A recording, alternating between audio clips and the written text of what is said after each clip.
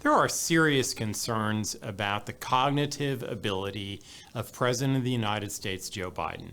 Now, look, we need to be respectful. This man has had a long career. He does work very hard as the president, but he's also 79 years old, and he's subject to problems like cognitive ability.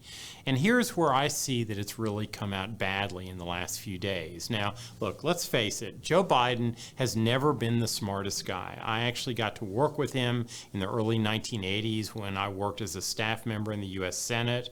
I've seen him really at his worst, and I've seen him at his best, too. But the problem has not, and it's funny to see him do things like shake hands with an empty crowd of people. It's funny to see him sometimes in his press conferences because he makes goofy comments. But where it really concerned me was some comments that both the White House and President Biden directly made this week about Senator Dianne Feinstein. Dianne Feinstein, and I've never agreed with her policies, but she has had a very illustrious career, both as mayor of San Francisco and as a member of the U.S. Senate since 1992.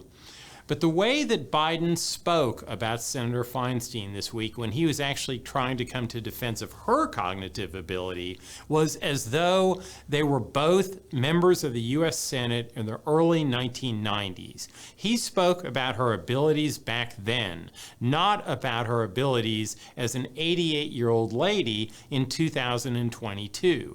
And that's the problem. That's what you see with people who have these types of cognitive dysfunctions. They think that they're still remembering things that are recent when in fact they happened 30 or 40 years ago. And that's a scary thing when you think about the President of the United States who's got to think sometimes 3 or 4 steps ahead. He's got to have strong executory function. He's dealing with men like Vladimir Putin and Xi Jinping, who obviously are real world power chess players. And it's scary when you think that that's the type of person who's in the White House defending American national interests.